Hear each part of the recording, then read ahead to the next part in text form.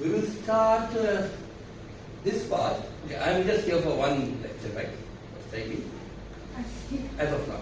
So I am sort of filling in for Anish, as you all know. And what I find is he has already covered most of electrostatics, and in fact he told me that he would want to start on magnetostatics next. So since I am not going to give a series of lectures, just one of them, I thought what I would do is sort of talk about something which spans both. And it's important for both, but it's usually not covered in that great detail mostly. And what I will do is start by going back. You all have been following Griffiths, I know. So I will actually talk about a problem which is essentially the very first problem in Griffiths' book, although it's actually the first problem of the second chapter. The first chapter is mathematical methods.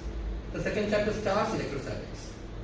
And frankly, I am not talking about the current book by Griffiths, because the current one actually has that problem, but it has a watered down version of the problem. The original one goes somewhat like this. You have 16 charges, each plus q, placed at 16 corners of a regular 17-sided polygon. This is the framing of the problem, and the question that is asked is, what is the electric field at the center? Okay. Now this was a very favorite question of mine and of many of us when we studied this, not because of the question, but that it had a hint. And the hint simply was, if you are taking more than 30 seconds to do this problem, you are doing it wrong. That was the original Griffiths edition, long time back.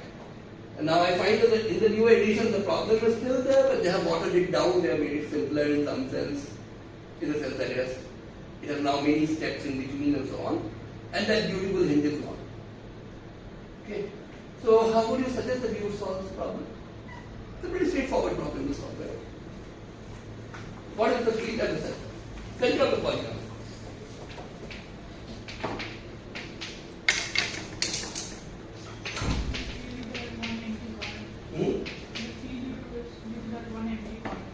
Field due to that one empty corner. Quite close, but not exactly. But why would you say that? The rest of them are symmetrically placed, so they should. Frankly, they are not really symmetrically placed, right? You have 16 charges on 16 corners that make equal angles with each other. If you had 17 charges on 17 corners, maybe you would have been able to say that they are symmetrically placed. No, one important point is 17 is an odd number. It has been an even number. Suppose it had been an hexagon. Drawing 17 or 16 size is way too hard, so I'm going to just draw, say, a hexagon. If you had a hexagon, and let's start with 6 charges on 6 corners, then the field at the center would be 0 is obvious, right? Why? Simplest argument would be, for every vertex that you have on one side of the center, you have another vertex on the opposite side. So, and they are all, of course, equally distant. And so whatever field this charge produces, which is of course downwards in this picture, there will be an opposite force field produced by the other charge on the other side, and that will go for all outwards. And similarly for this one you will have a field like this, directed away. For this one you will have a field like this. And they will cancel in pairs. Okay? Now this argument, of course, if this were true, then if you had 5 charges in a 6-sided polygon, it would be easy to see. Suppose this charge was missing. This charge was not there. Then this field would not be there. The field due to this charge. In that case, something very similar to what you said would happen with a slight change. It will not be the field due to the empty corner. Right? Because all these 6 vectors added together, if the 6th had been there, all of them added together would have given you 0. Right? Or you could simply say this cancels with this cancels with this. You are left with this one, which is not the field due to this corner. It's actually the field due to charge on the opposite side in this case. Now, if you are convinced that if you had a regular 17-sided polygon with 17 charges on 17 corners, you would end up with zero field at the center, then you could simply use that and superposition to say that, okay, 16 charges in the, which is our problem, plus one charge together gives you zero field. Without, we now no longer have pairwise cancellations, right? For an odd number of vertices, you don't have opposite vertices to the diameter.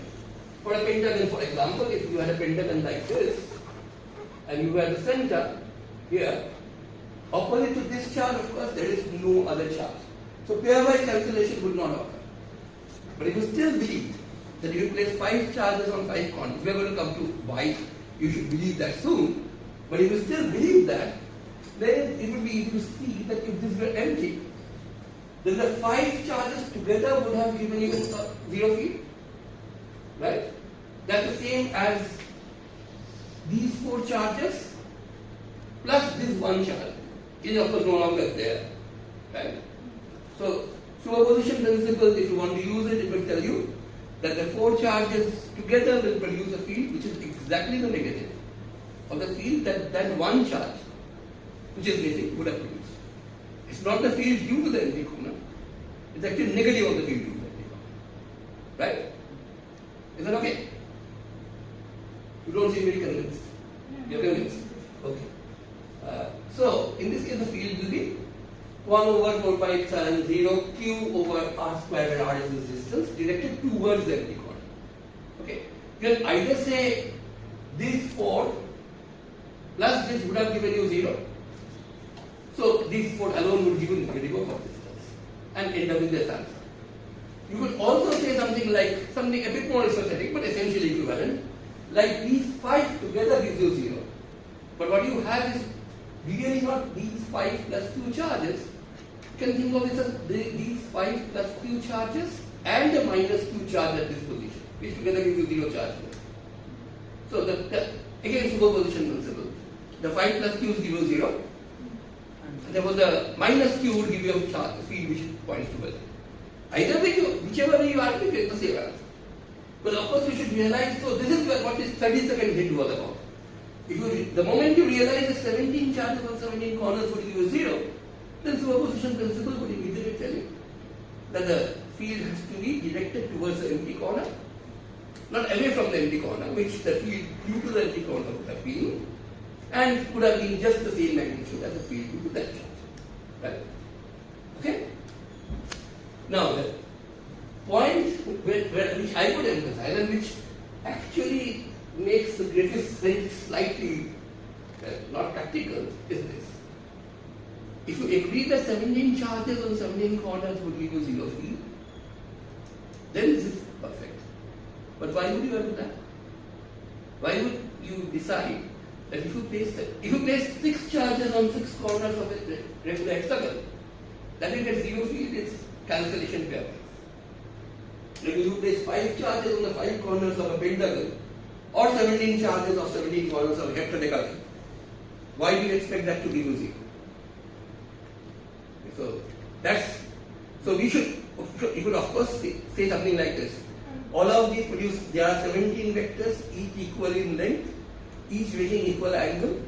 So I can think of adding up those 17 vectors using whichever method of vector addition we know of. Of course, you could think of, say, polygon rule for vector addition. And then you can figure out that actually these vectors will also form their own 17-sided closed polygon, and you will end up with 0. That's one way of figuring it out. Okay? Another way of figuring it out could be take components. Take horizontal, vertical components of 17 vectors, and then use actually a standard result, but not a very simple result in trigonometry. We say if you add cosines of 2 pi by 17 plus cosine of double that plus cosine of triple that and so on, all these cosines are up to 0. That of course is not a simple thing to do. Okay? Now, my challenge right now to all of you is how would you prove this result without even referring to Coulomb's law? Gauss's law, First of all, I'm pretty sure this was emphasized very often. Gauss's law is valid everywhere, but using Gauss's law to find fields, especially fields at a particular point, is almost impossible. Okay? Gauss's law always is, after all, what does Gauss's law give you? It gives you a flux. And flux is always an integral. Right? Integral of electric field dotted with I could say area. that I'm not taking at that point, but I point very close to it, inside of it. Even Inside then, of the polygon, very right. close to that point. Okay. Then, so not here but somewhere here. Then, No, right now we're trying to see at the center or somewhere else. no, at the center. At the center the field is zero. How would you argue this for a pentagon? Let's say. Forget the 17-sided polygon. This argument is essentially the same for a pentagon as well. So Without adding up the vectors or without even using Coulomb's law. okay, so we can't use vectors, we can't use Coulomb's law. You can use vectors, but you shouldn't have to add up. Look, if you have to add up so many vectors, no matter which way you do it, it's going to take you time. Right. Then I could very well say, why add 17 vectors? Why not add 16 of them directly? The advantage is 17 gives you 0, but how do you know that? How can you use a simple argument to prove that? Or even say, whenever you use Gauss law to prove it, for example, or find an electric field. One important thing is when you use Gauss law is actually applicable everywhere. There are very many applications beyond finding electric fields. In fact, most of its applications are actually in finding properties of electric fields under various situations and not really electric fields themselves. Calculating electric fields using Gauss laws is really, it's something which looks nice, right? It's some complicated problem which you suddenly, with 1 or 2 lines of calculation, you find the answer. But it's usually something which can be done only very rarely. Nevertheless, it's not really very important. Okay, that's a sidelight more than anything else. It looks nice, so people emphasize that. But the question I have for you there also is, after all, the flux is what you find equal to Q vector. A flux is an integral. An integral always means some kind of a sum. Right? You're adding up a lot of pieces. Now, if I told you the sum of 100 numbers is 100, does that tell you anything about the numbers? Well, something it does tells you that the average of those numbers is 1, but it doesn't tell you anything about the bad number, right? If I also told you something additional, that all these numbers were equal, then you would be able to tell me that the numbers are 1. But without this extra piece of information, just from a sum you cannot find the value. Gauss law is very much like that. Unless you have some extra piece of symmetry in the problem which allows you to relate all the electric fields with each other somehow, so that you essentially end up with all of them equal in some sense, contributing equally to this flux or something, it's impossible to find out the electric field from the flux. It can't be, after all you are adding a lot of them together. You simply lose information about what things is your balance line. Right? But I'm going to talk about this in the sense that here I'm insisting that you try to figure out prove that the field at the center of this is 0 without using Coulomb's law. And there is a reason why I would insist on that. Suppose you have this proof of Coulomb's law using Gauss law, right? How do you do that? You take a point, take a sphere surrounding that. That of course is the imaginary sphere which you call the Gaussian surface. And then you argue things like, after all, it's obvious that the electric field would have to be radial, and it has to be the same all over the surface of the sphere and so on, and find out the result very easy. The details you all know, that's sort of not my point of discussion here. But how do you argue that the electric field is radially outwards? Even for a point charge, single point charge, how would you argue that the electric field here would have to be radially outwards? Of course, you could say Coulomb's law tells me that. But you are trying to derive Coulomb's law, right? You should not start with what Coulomb's law tells you. Or even original Coulomb's law, 2-point charges. Coulomb's law tells you that the magnitude of force is proportional to the product of the charges inversely proportional to the square of the distance and so on. But in the vector form, in the full form, it also tells you it's along the line joining the two charges. Right. Away from each other, if you are using same kind of charges, towards each other if you are using opposite charges. But why along the line joining them? Could always say Coulomb's law tells me that. There's a basic law of physics that tells me that, and I'm done with that. But could you find that out without having to invoke some, or having to give up on some and say that this is a basic law and I can't explain this? Because when you are trying to prove Coulomb's law from Gauss's, but actually doing exactly that. You are starting by assuming that the electric field is radially outwards. Why is that? So, Yeah. so if I have a charge, a test, some charge, Say two charges, let's say. and then I take another charge. Now, this may attract or repel, depending on what type of charge is that. And it is, Okay, before you go any further, this wording like attraction and repulsion sort of has inbuilt in them the notion that the forces along the line joining them, right? When you say attract, you basically mean they pull towards each other. But okay, if you just relax that a bit, an attraction could also mean a force which is in this direction. And the charge is here. So why not in this direction? So my point was like, if I keep the charge anywhere independent of the direction, but at the same distance, the attraction or repulsion, whatever is going to happen, it will be of the same magnitude. How do you know that? Again, how do you know that without invoking Coulomb's law? Coulomb's law says that that's true. That's the one by Oscar dependence. Okay. How do you know that it doesn't depend on the angle, for example? Experiment. Of course, you could say that that follows from So experiment. if they are stationary, then that has to be right. Why? It has to be that. Why? It's not So there has to be something which is okay. The problem with all these kind of arguments is we either say it's obvious or we say it has to be because there's nothing else we can think of, and that's literally true because very often the argument given is if it is not along that line, which we will do. Why should it be along some other It's an line? equilibrium, right? They are not. No, they are not in equilibrium. They can't be. But two charges can never be in equilibrium unless you are holding them by some other means. And those forces are not part of this picture at all. You have to use some other forces to hold them in place. Right? Otherwise they are going to just either collapse or move away. They are not in equilibrium. The two forces together cancel out. That's Newton's third law, which thankfully is valid for electrostatics. It's not necessarily valid for electrodynamics, but it's definitely valid for electrostatics. Two forces are equal and opposite. They together cancel out, but two forces cancelling out never gives it equilibrium unless they happen to be on the same body. Third law never ensures that bodies are in equilibrium, then nothing would have ever moved. Third law ensures forces act on different objects. Okay, you were saying something. I was thinking maybe if we consider the locus of points which are equidistant from that central charge, then in order to move the test charge along that circumference, we don't have To to. do any work. Yeah. Great. It's like. But that is a derived result of the fact that the electric field is radial. Yeah, I mean, I was thinking that. That you're moving perpendicular to the electric field, right? But the fact that every point on this imaginary sphere is really on an equipotential. Every point is equipotential is actually something which is second level beyond force. Force comes first, then you derive potential from that. Of course, when we do mathematics, very often we work out potential first, then work out the force from that because it's easier. But not because it's a more primary concept. Right? So you can always say you're using a result like a surface of a sphere is equipotential. I could always ask, how do you know that? And the answer to that would be because the force is greater.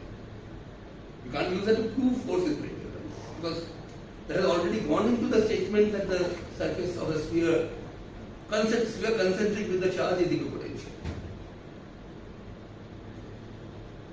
Okay, let me tell you there are several ways of answering this, different ways. But all of them more or less boil down to one argument. If you are not presupposing Coulomb's law in some form or the other, or presupposing a consequence of Coulomb's law. By Coulomb's law, here I mean not only the inverse square law, but also the direction. Yeah. So what if we ask the question in a different way? Let's say this is not true. Okay. No, I'm just thinking. Yeah, that's a good. So That's a if good it starting is- point. So if it is not true, it is not along the line, then Good. That's actually quite a good way to start. Suppose you have two charges, and of course I can draw them in 3 dimensions, so I'm drawing them on the plane of the blackboard. And this is line joining them. What is the force well like this? On one of them. Of course, That tells you that the force on the other one would have to be like this, for an opposite. But what could go wrong with this? If you flip the 2 points, maybe the direction of the force. If you flip the 2 points by doing what? You interchange them. Doesn't matter. Then you You will have not defined it. You are actually thinking along the right lines, but something is even simpler than that.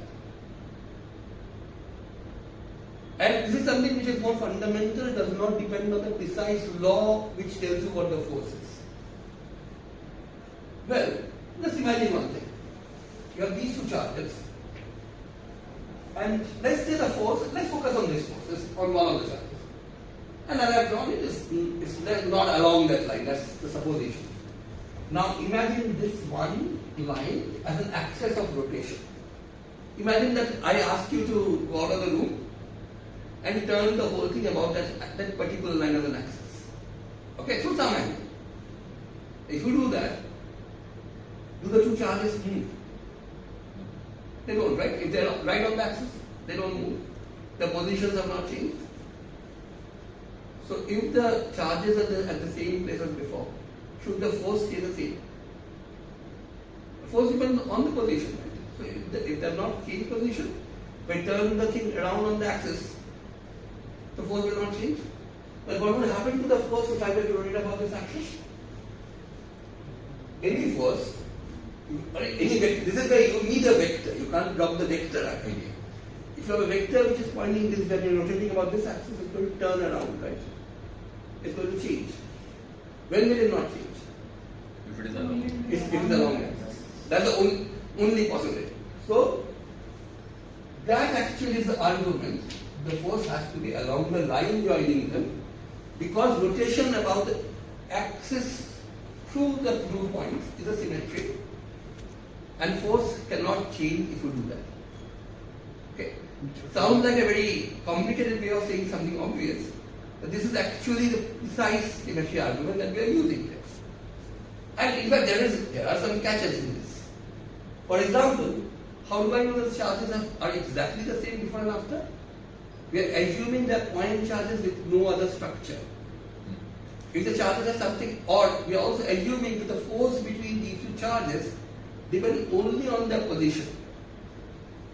Say, suppose the force depended on velocity, which actually does happen in the electrodynamic situation. The force between two charges depends not only on their positions, but also on their velocities. But if you rotate about this axis, the position stays the same. The velocity won't change. And you have no reason to now say that the force will stay the same before and after. Right? Because this rotation that I have done has not changed the position of the two charges, but could very well have changed the velocities. And if you are talking of electrodynamic force between moving charges, then that would definitely depend not only on their position but also on their velocity. Here we are talking of static charges, velocity is not there. Not just that, there is no special or no attached vector to these points, or attached direction to these charges. These charges are perfectly point-like, no additional structure. If instead of charge, suppose you have a dipole here, and then try to talk about what is the force due to this dipole at a point charge plus q here.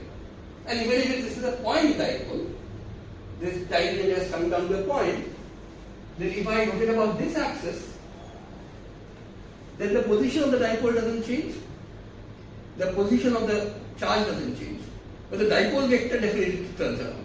So you don't expect the force to stay the same, right? The force due to a dipole is not along the line joining dipole and the charge. You must have worked out that anyway, right? Or at least you have found out that the potential due to the dipole is not dependent only on r, it depends also on theta, which is the same thing, right? It means that the force is not only in radial direction, it's also there in cosmic direction. You do know one thing about the dipole, which is if you rotate about this axis, then the force will remain the same, then the dipole will remain the same. But of course, the point charge will move to a different point. That's also useful, but that will actually relate the field at two different points with each other. Can you repeat the last sentence? If you were to rotate about this axis, the dipole axis itself, then the dipole will not change. But this point where I am trying to figure the field out, that will move. to some other point. In fact, that is also useful because that will tell us how fields at different points must be related to each other. Because after all, again, this is the symmetry. So, if you look at the electric field before and after the rotation, you should not be able to make out the distinction. It should look exactly the same before the rotation and after the rotation. Because whatever is causing the electric field, the dipole, that has not moved. Is that okay? So, as a result, what will happen is this point, when I rotate about this axis, does not stay here, it goes here. But the field at this point after the rotation must be the same as the rotated version of this field, right? But before and after the rotation there should be no change. Because even without the rotation, the field here and the field here should be rotated versions of about each other about this axis. So symmetry can be used also to relate fields at different points. But for example, if your point happened to be on the line itself, then this argument will again tell you the force would have to be along the line joining the dipole at the point. Right? Because it is here. And you rotated about this axis. The dipole would stay the same, the point would stay the same, the field would have to stay the same. Same dipole, same point, same field. Right? So the vector has to be along the axis. Now let's try to use that kind of argument here. Can you think of a symmetry which will keep this pentagon the same? Remember, we are not worried about one charge, but there are 5 charges at 5 coordinates. Rotations. Any rotation will keep this the same? No. First of all, whenever we say rotation axis, as we specify, which axis? Out of the Perpendicular out of the paper or into the paper, doesn't matter, the axis is anyway. And through the center, which is great because the center will not move. If a point doesn't move, then you are comparing the field at that point before and after, and if you say that it's a symmetry, the field should stay the same. That will give you a lot of information about the field there, including the direction as well. So let's say at this stage we don't know anything about Coulomb's law. We don't know that the individual fields are in the plane and so on. We are not going to use any such information. All we are going to say is, of course, these charges produce an effect here, which is the field that we are going to get. I know the electric field is a vector. Now, being a vector, what are the possibilities? It can have a component normal to the plane. Can, of course, we want to show that that's 0, but at this stage, it can have a component like this. So, a component will be denoted by this. You know what this symbol means, right? Where did this symbol come from? Why does the vector pointing towards you look like this? You see it overhead. Yeah, but what do you see? Head of the arrow. It's the head of the arrow. And when you look at this is actually the cross feathers of an English arrow. English arrows have cross feathers. Indian arrows have single feathers. So Indian arrows don't really look like this when you look at them from the back. English arrows do, and of course the English give us this notation. So this is the cross feathered arrow which is pointing out. Anyway, you have a component towards you. Of course, you could have a component pointing in, but that would be negative of this component, because we don't treat that as such, right? And you could have some component in the plane, right? This is what you could have had if you knew nothing else about the system. Electric field being a vector would have a component in the plane, a component out of the plane, right? Now, as you were saying, rotation. What rotation? About this axis.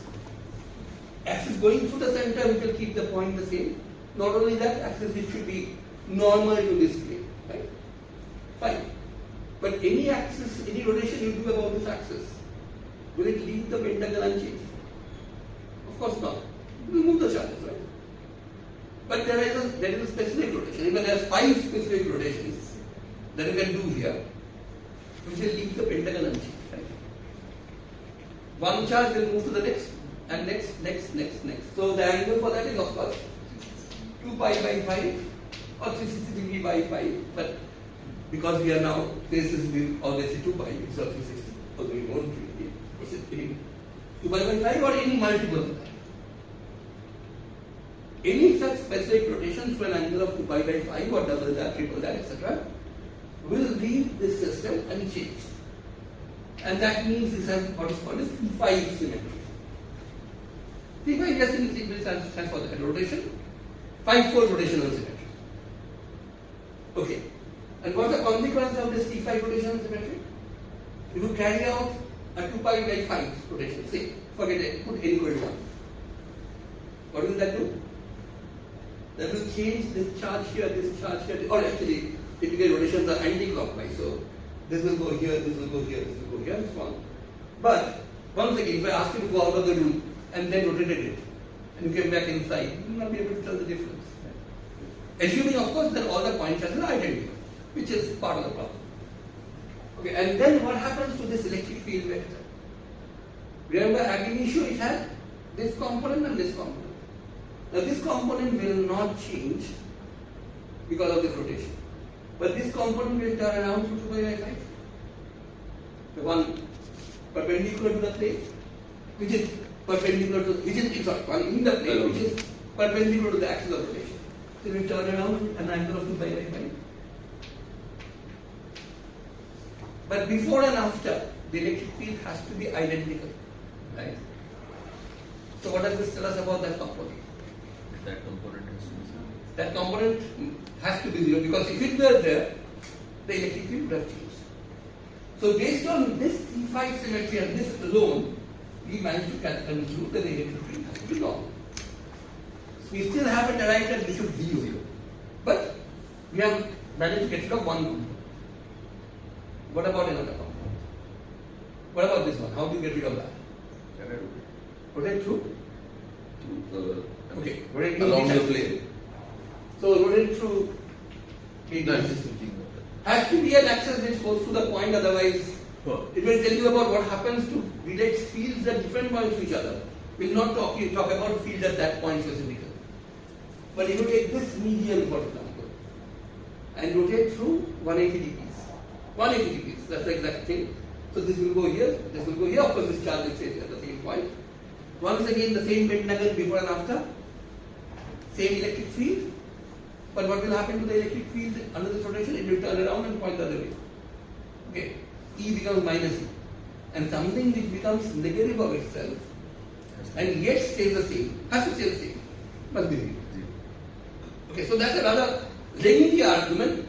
We usually bypass this argument by saying it's obvious that this will happen. Okay, it's really not obvious. There's a lot of input which goes into it. Sometimes when we get used to it, we just say this is bound to happen. No, I was thinking that point charges are in equilibrium, and that is why. First of all, the point charges are never in equilibrium. That was my mistake. Okay, and even if they were in equilibrium, even if they would have been in equilibrium themselves. There is no charge at the center. So here you are actually saying that if I were to place a charge at the center, that would be in equilibrium, which is true, but that's not neither obvious. Because the argument for that is exactly what we have stated in such detail now. Usually we don't deal with these things in such great detail. Okay? Now, you have used symmetry in many places. For example, one place where we definitely have used it either in this section, this series itself, or you have definitely done this problem. Right? Infinite line straight wire carrying a line charge, uniform line charge. And then you have used Gauss. You can of course use Coulomb's law directly.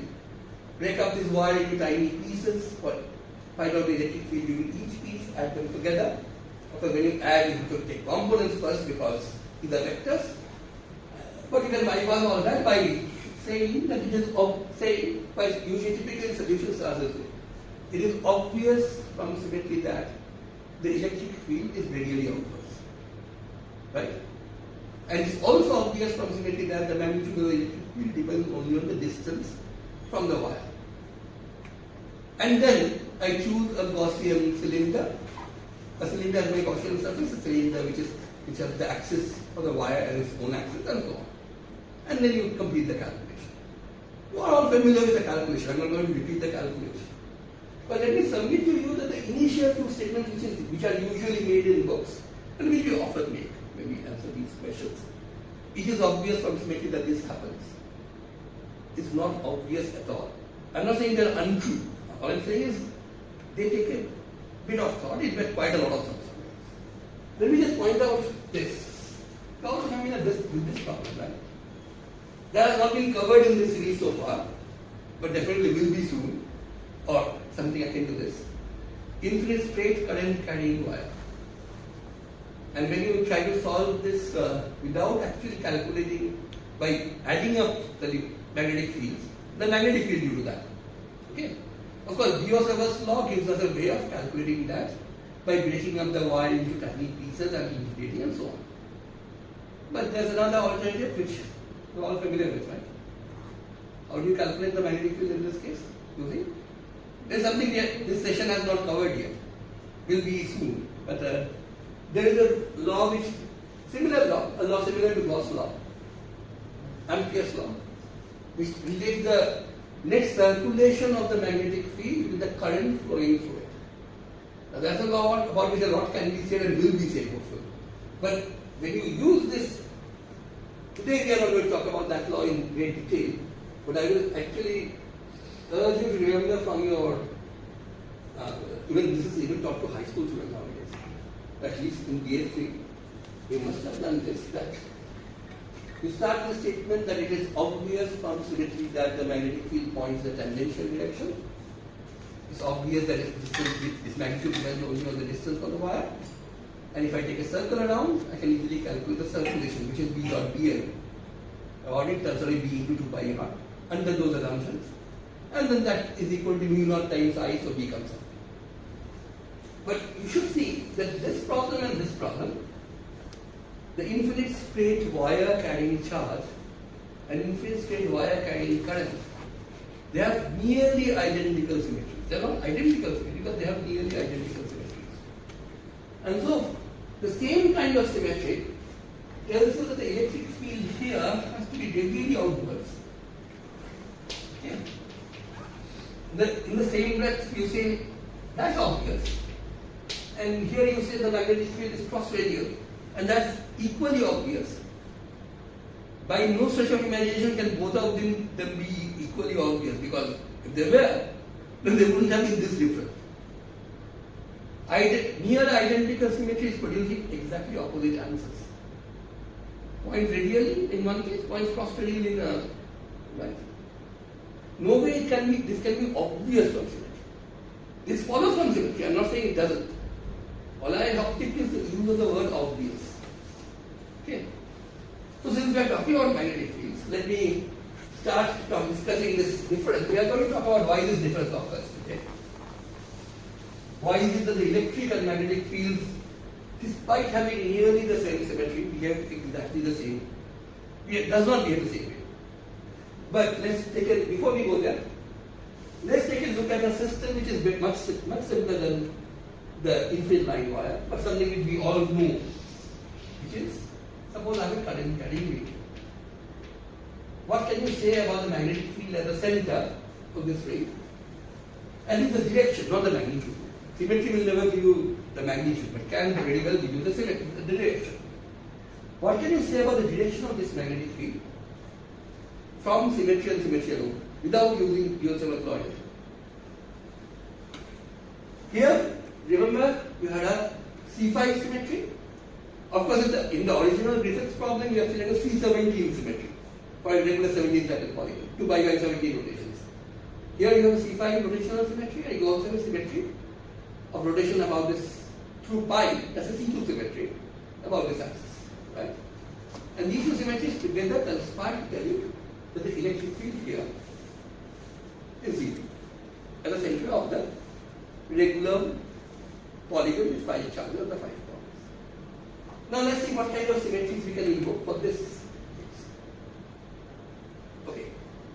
First, there's one obvious symmetry here, which is, again, we will only focus on, for the time being, we will only focus on symmetries which, of course, do not change the system, but also does not change the point. Right? Because we don't really want to relate the field at one point. At this stage, we don't want to do that. We might later. But right now, we are talking about the field due to this ring at this one point. So we want to talk about symmetry which will not move this way. So can you think of an obvious symmetry which will do that? Again, rotation about this axis. If you rotate about this axis, this wire stays the same. It's a circle. Of course, the arrow moves from one point to another, but the arrow's position is not really something physical. It just shows which way the current is flowing. right? So if you can rotate about this axis, so how much angle? Any angle, right? Unlike that, where you had to rotate by multiples of 2 pi by 5, and you have 5 distinct angles for which you get symmetry. Here the rotation is called, this symmetry is called C infinities. Infinitely many possible angles. 2 pi by infinity or any tiny infinitesimal angle will do, or any multiple of that will do. Which means any angle will do. Okay. And what does that rotation tell symmetry to us? Tells us immediately that there cannot be a component in the plane. It has to be, if there is one, it has to be normal. Okay, but what about the symmetry that you talked about next? So far this is exactly the same, right? Not exactly the same here. So far, at this stage of the argument, when we use C5 here and C infinity here, we have got the same result. That the field, if it is there, has to be along this axis. But what about rotating about this axis? So at every point it is moving like this. Yeah, we can. If we take a snapshot of the current moving in this direction, Yeah. so it is every rotation. It is Look, we are only looking at what happens before and after the rotation. oh, What happens in between, I don't care. Point is, I ask you to go out of the room, I rotate the thing, I ask you to come back again. Will you be able to tell the difference? Every 180 it will flip, the direction will change. Direction will change every 180. Exactly. Direction of current. If it really had been true that if I had rotated the thing through 180 degrees and I wouldn't have been able to tell the difference, then something disastrous would have happened. This magnetic field would turn all the way around. Here you have to say the same, which means it would have to be zero. Thankfully that doesn't happen. I'm saying thankfully very after a lot of thought, because after all the human civilization as we know it today depends on the fact that a magnetic field is there at the center of a current carrying wire and created results. Everything that we see around us essentially hinges on that at some level of that. We wouldn't have had our modern industrial civilization if that had been true. So we are self-civilization. You rotate through 180 degree about this axis. The magnetic field will rotate around, but that's not really a symmetry. Right? That reverses the direction of the current. So the fact that the magnetic field actually flips over and becomes negative of itself is perfectly consistent. It doesn't have to be zero because of that. Right? For the electric field, it had to be zero because if you did this 180 degree rotation, all the charges were exactly in the same place. Nothing had changed before and after. This 180 degree rotation is not really a symmetry. Okay, if you want to choose a name for this, you could call it an anti-symmetry, which is really not the right word to use. But still, you could say that what you have done is you have reversed the current. So it's obvious that the magnetic field will reverse. So far, no negatives.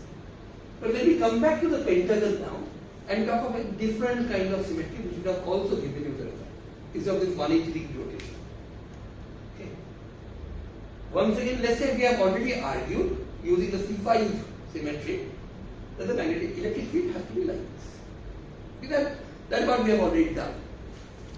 Now, can you think of any other symmetry which will leave the 5 charges at the same place? Also, this point at the same place. Any other symmetry that you can think about? We have already seen 5 rotations, the C5, and this 180 degree rotation. But apart from the 180, let's say for some reason I don't like the 180 degree rotation. Let's just, that's just capricious of me. But let's say I won't allow you to use that. Can you think of any other symmetry? Laterally shifting. Shifting it laterally along the axis. Shifting it laterally will, of course, Change the position. so that will change the position. That will change the position. Of course, if you shift the charges laterally and this point laterally, this has also moved forward, but that gives us no extra information. That will tell us that if you were to place a pentagon here, you know, that is actually something which will tell you something, but not what we want to learn at this stage. It will tell you that if you had a pentagon here, whatever field you get at this point, to move this pentagon forward, you will get the same field at this point, not there. Right? The point would also have to move forward along with it. That's actually quite a useful symmetry in some other situation, but not here. Far away from its configuration. What about? Permutations, unfortunately, is not a kind of symmetry which really lives very well with laws of physics. It's a nice mathematical symmetry, some kind of physical operation which is something. Remember, okay, there's one thing which we have been silent about, which we took to be obvious, which is whatever we are doing here is not only a symmetry of the system, it's also a symmetry of the underlying law of nature. Okay. The laws of physics that we are using should stay the same before and after. It should not be affected by the symmetry operation. Rotations are a symmetry of the laws of nature. Okay. So the law which, essentially what we are really saying is that the laws, maybe I don't know Coulomb's law, but I do know that whatever law gives us a field from a point charge, that will not change because I've rotated the system. Okay. Of course, the charges themselves move. The system has changed, that will give a different result. But the law which tells you what is, so that is why what we can confidently say is, because the pentagon is the same before and after this rotation, the electric field due to that will also stay the same. Because the law which told you how to get the field from the charge, that has not changed. That is inbuilt. So permutation is not such a law of the dealing with identical particles and quantum mechanics. That's a different thing altogether. Quantum mechanics has permutation symmetry as a symmetry and has important consequences. Electrodynamics doesn't really have that as a symmetry. And in any case, that doesn't take, under permutations, in this case, all that we tell you is that the electric field will not change. I was thinking if you change the particles, but Yeah, but the electric field is the same. Can you think of some other symmetry very close to rotation, something else? Okay, Rotating law. suppose this were a mirror. This plane of the blackboard is a mirror, which it actually is, by the way. It's a glass. It's glass. Makes sense. No, No, it is wood. it's wood. Okay. But modern ones are usually made of glass. They're really mirrors, but they don't have backing on the other side, so they don't really look like mirrors that much. Anyway, if this plane were a mirror of a mirror where the mathematical operation of reflection is being done, what happens when you reflect a point in a plane? It goes to the other side, same distance. If the point happens to be on the plane, it stays where it was, right? So the point, all these points will stay where it was. This point where you are trying to figure out the field, that will also stay where it was. Right? So how is this different from this 180 degree flipping? 180 rotation means this charge goes here, this charge goes here. Yeah, it would not matter if the charges are the same. So find that both will be symmetrics, Yeah. right? Look, when we are talking, so if that were your point, then you could also say, well, how is the C5 different from this C2? If all you are looking at, in fact, so the only way in which this will be a symmetry is before and after the entire charge configuration is still the same. So that's true for C5, that's true for C2, that's true for reflection. Why is this different is basically how does a vector behave? The question is not what happens in the system, but what does the electric field do when you apply a reflection? So the electric field will not change. Cannot change because it's a symmetry. But how does the vector behave when you reflect? That is slightly more complicated, at least to visualize, than what happens when you rotate. It's actually pretty easy to visualize in other words. Suppose this were a mirror, and suppose, okay, what's the most obvious kind of vector that you can think about? Simplest kind of vectors. Position vector is one, velocity is another. Now suppose I am standing in front of a mirror. You have to imagine my image on the other side. If I were to walk towards you, this way, which way will my image walk? Really? If I walk towards you, will the image walk towards you? There is a mirror. The board. It will go all the way forward. Right? So that will happen. It will reverse. On the other hand, if I walk like this is still the mirror. The image will move the same way. Of course, I can't really try jumping up, but if I try jumping up, the image will also come up. Right? So the rule of how a vector changes when you reflect is slightly more non-trivial. It depends on the components. A normal component reverses. In plane components stay the same. Right? That's pretty straightforward. Just if you are ever confused, just imagine you are walking in front of a mirror. It's sort of obvious. Now in this case, what do I know? I already know using the C5 symmetry that the electric field is normal. Okay? Now this reflection is a symmetry, keeps these charges the same, right? Unlike the C2 symmetry, it's even better it keeps the charges where they were, doesn't even move them around. But anyway, both are symmetries, but this is also symmetry. What happens to this point? It stays where it was. What happens to the electric field, which I now know is normal? Right? This under the reflection, this electric field will stop pointing this way, will point this way. So it has to be clear. Right? Before and after, no change in the electric field, but reflection symmetry tells us the electric field before must have been this, after must have been this. The only way something can reverse or stay the same is it has to be clear. But reflection symmetry is not intuitive. Not? Not what? But Not so obvious, like not intuitive. not so intuitive perhaps, because if I've not thought about it a lot. But the important point is this a symmetry of the laws of electromagnetism? The answer is yes. And in fact, frankly, the reflection symmetry, which actually plays a huge role in all of this. More than rotation. Rotation symmetry, of course, is very important. But reflection symmetry is very, very important also. Let me... Is that because it's the second order differential equation? So change of x to minus x will leave the differential? in a way, yes. If you were to, it's not just because it's a second order differential equation. No, not everything in the world is a second order differential equation.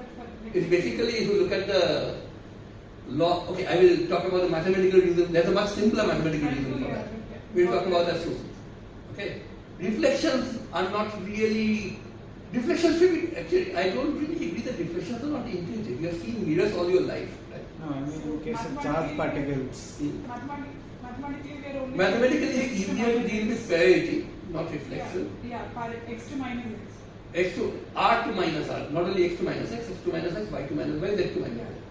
That's related to reflections. We are going to talk about that afterwards.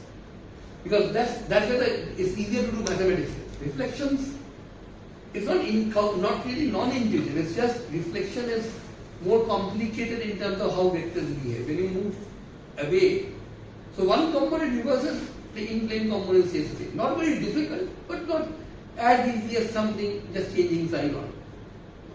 Different components behave differently.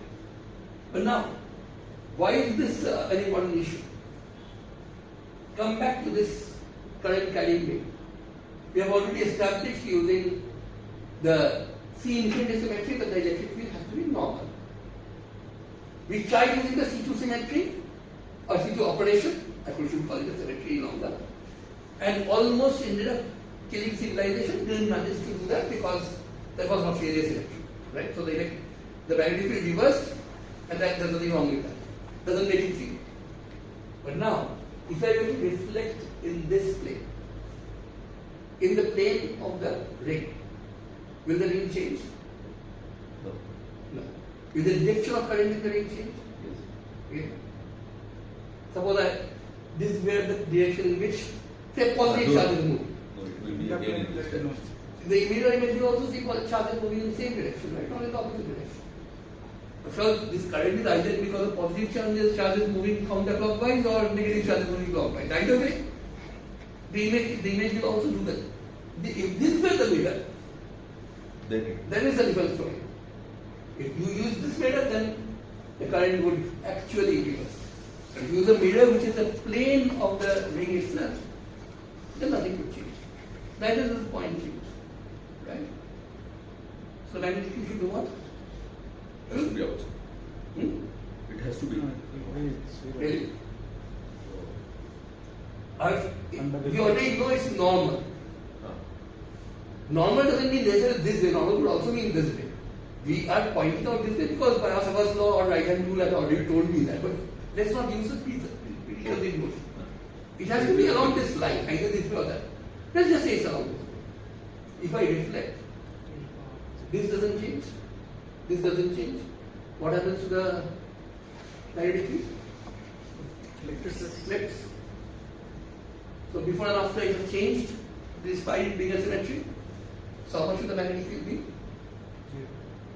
Zero. So we have destroyed civilization of this. You get the argument here. is essentially the same symmetry here and here. Of course, this has much smaller degree of symmetry along this axis, only C5, but C5 was enough to show its normal. This reflection is a symmetry.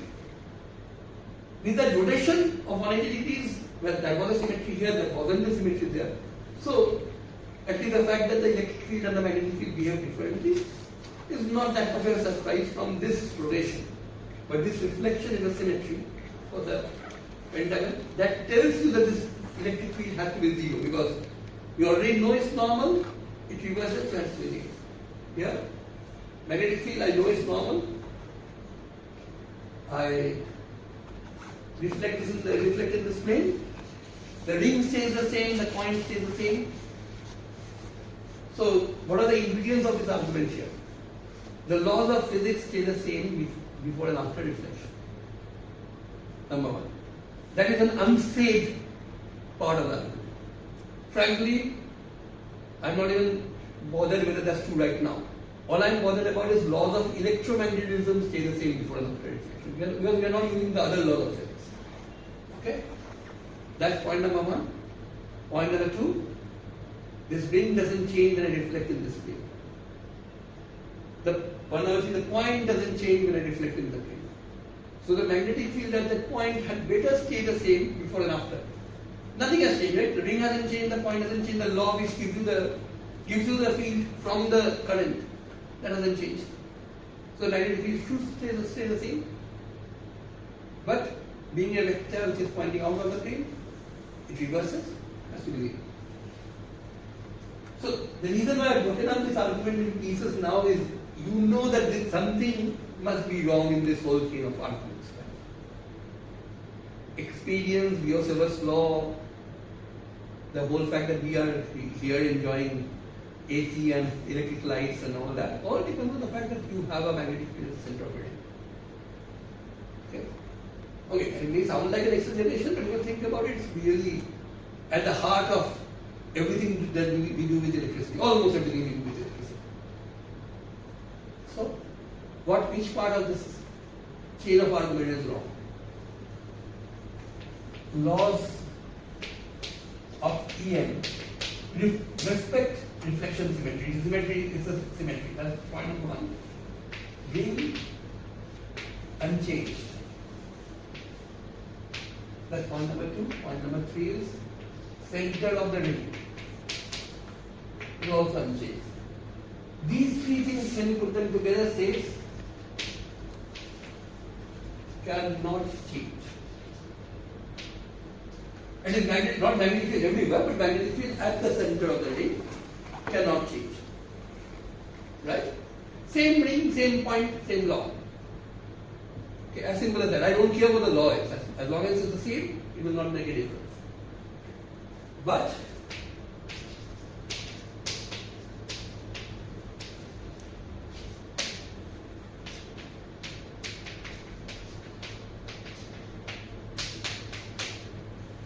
that in itself is not the problem. The problem is it flips and it doesn't change, so it's as zero. Even that wouldn't have been a problem. The problem is we know it's not zero. So somewhere down the line we have made a mistake. Something I have missed maybe. So here we were taking just this kind of symmetry, right? This reflection. Reflection in the plane of the ring itself. So a point in front of the ring would have moved back, but here the ring doesn't move at all. Current direction doesn't change. The point center is also the same place. But we already know from the previous argument that the magnetic field is pointing this way. Right. So the vector which points out of the plane. What will happen under reflection? Flip over. Flip over. But the electric field, the current is in the same direction. So same current, same charge, so magnetic field has to stay the same. Right? Same yet negative. Only possibility is zero. Does it depend on how we are observing it? Not really. All that I use in the argument is written in these 4 points. And if one of them has to be wrong. Can you say them once again? One by one. One by one, first of all, can I sit down here or is Yeah, it a break? Will you take my break? Yeah, it is. You don't know how much it pretty is. sturdy. Hmm? It is pretty sturdy. But you don't know how much it is. Anyway, let's go. The laws of EM stay the same under reflection. That's your first statement. That whatever law gives you the magnetic field from the current, or the electric field from the charge, or electromagnetic field from charges and currents, that will not differ, that will not change because you have reflected. That's point number one. Point number two is the reading does not change when you reflect. Okay. Point number three, where the center, the point where I am trying to find the field, that will not change when I reflect. These three things together, same ring, same point where I am trying to find the field, and the same laws which will give you the field from the current. Together will tell you that the magnetic field before and after the reflection has to stay the same. So I think First statement. just First statement might be wrong because One possibility, but that's a rather drastic possibility. Of course, if you challenge everything is your attitude, which is fine, then the first statement might very well have been wrong. But it's not. You can write down all the laws of electromagnetism, show explicitly mathematically that they are. In fact, we will do that anyway. After we so talk about this. I think what Saurabhi was saying, I think on the similar lines, Like we are using. we are observing it From from this the- side of the mirror. Yeah. Then I'm observing the ring from the other side. No, but reflect. That would change whether it's clockwise or counterclockwise. Yeah. Right? So So observe, we are talking the same observer sitting. Look, Okay. suppose I carried out the reflection. Before doing the reflection, you were sitting here. You saw the electric magnetic field point towards you. Now I ask you to get out of the room, close the door, carry out the reflection. I ask you to come back in and check at the same point. If you saw the magnetic field point outwards, wouldn't you say know that something has been done to the system? But you shouldn't. The whole point is, this being a symmetry, you should not be able to tell the difference. Unless you saw that thing being done. That is why I am trying to kick you out of the room every time. Okay. But when you come back in, you would see the same thing. So you should get the same charge, same point, same field. And the last point is B is normal. That is already something we have already established before. And being a vector, it flips around. Being a vector which is normal to the plane of reflection, it flips. One of these points must be wrong, and you had a very bold suggestion, in fact, which is a very nice suggestion, actually, that laws of electromagnetism may not be symmetric under reflection. Actually, they are. By the way, prior to the 1950s, nobody would have even uttered such a statement because that would have been conceptually hearsay. Symmetry is an ingrained thing. If a law of physics violated symmetry, you would have said that the law of physics must be wrong. Symmetry rules supreme over everything. However, today we know that that's not really true. Since the 1950s, we have known that there are parts of physics where something you obviously think should be a symmetry is not necessarily a symmetry. In particular, reflection is not a symmetry of the laws which describe weak interactions. You may have heard of this, parity violation. Okay, that's really weak interaction theory way beyond electromagnetism, so let's not move there right now. Let's stick to this. Which of these 4 points? There are only 4 points in this argument, not many. Yeah, Which by of these 4 elimination, I mean only second and third point is left. So Second, the ring doesn't change. You are reflecting in the plane of the ring. How can the ring change? Reflection means the same as it always does, right? A point in front of the mirror goes behind. nothing is changing. Nothing is changing. Well, the thing which actually is wrong here is the last line. Not B is normal. It's not even written there. It says B is normal, so it flips. The unwritten assumption there is B is normal, it is a vector, so it flips. B is not a vector. That's the answer. The whole thing. Okay? Electric field is a vector, magnetic field is a vector. In fact, you already know what it is. It's not a vector, it's a pseudo-vector. You know what a pseudo-vector is? Axial vector, polar vector, you have. Okay. So let's try to understand why B is not a vector in the true sense of the word. And why is it that we call it a vector despite that? We do call it a vector all the time. And there is a reason. But there is also a reason to understand it's not a vector. But for that, let's just move away from this question and talk about pseudovectors in general. But then we get, so del cross C is minus del B by del T. Okay. So del cross E is a vector, right? No, it's not. E is a vector. Del cross E is not. Let you hit the nail right on the head. Let's think of something as familiar as a cross product of two vectors. And let's now talk about what happens if you reflect. But you're talking about reflection in this plane. This blackboard is our mirror. And let's say A and B are both in the plane of the mirror. Okay? In this case, A cross B will be which way? Forget the reflection for the time being. Now you have A, you have B. Which way is A cross B? Out of the plane of the mirror. Normal. So A cross B should be normal. Now let's say I have reflected everything. The vectors get reflected. What happens to A? In this plane. So what happens to A? Remains same. So I'm just listing which I'm going to call it A prime, which is a reflection. Well, after reflection, it is same. What happens to B prime? Same. B prime is also the same as B. What happens to A prime plus B prime? Again. Same. Same. Has to be the same. Okay. You don't even have to do anything. A has not changed, B has not changed. How can the cross product change? So A prime plus B prime has to be A cross B.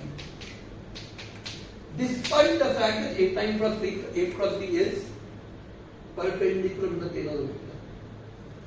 Okay, plane of the mirror, right?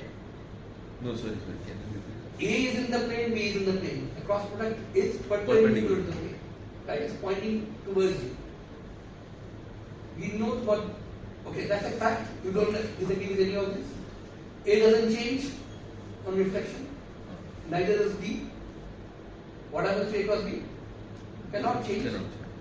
Well, if A hasn't changed, B hasn't changed, how can A cross B change? But A cross B is perpendicular to the plane of the vector, yet it doesn't, plane of the mirror, yet it doesn't change. Yeah? So here you begin to see that A cross B, the cross product of two vectors, does not behave like a vector when you reflect. Now, what is a vector? A vector is something which behaves like a vector. There is a way in which it transforms when you rotate your quantum system, or rotate the vectors, the way they change. When you reflect, there is a way they change. A cross B is called a vector because under rotations, it behaves exactly like any ordinary vector does. Turns around. Okay? The same way. You will rotate about this axis. If this were a vector, it would transform like this. If it were a cross product of two vectors which are pointing like this, it will also rotate like this. Same way. So A cross B, A and B all behave the same way under rotation. So if rotations were all you were worried about, they would all be classified as vectors. Only one kind. All of them are the same kind. And that's what we actually mean when we say the cross product of two vectors is a vector. Okay? However, under reflections, A cross B does not behave like a vector. Normal component of a vector would have flipped over. A cross B doesn't. Can't, because A and B have not changed. Okay, this is one example, but let's just think of another example. Suppose A were in the plane, B were normal. Both ordinary vectors, A is in the plane, B is normal. So which way does A cross B point? Along the in the plane. In this direction, right? So now A cross B is in the plane of the mirror. After we reflect, what happens? A prime is the same as A. B prime It's in the plane. B prime, in the B is a vector. So what happens to it? And it's normal to the plane. It reflects. So B prime is minus B. what happens to A prime cross B prime? It has to reverse. A is the same, B has changed sign. A prime plus B prime has to be the same.